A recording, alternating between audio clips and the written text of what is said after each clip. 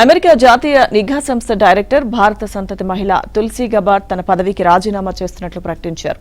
తన భర్త Abraham Williams కు అరుదైన బోన్ క్యాన్సర్ సోకిందని, ఆయనకు తోడుగా ఉండేందుకు ఈ నిర్ణయం తీసుకున్నట్లు ఆమె వెల్లడించారు.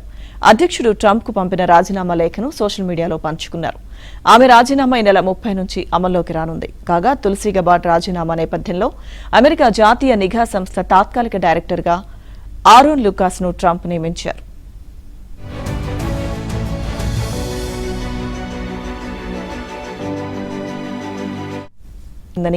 ఆయనకు తోడుగా ఉండేందుకు ఈ నిర్ణయం తీసుకున్నట్లు ఆమె వెల్లడించారు.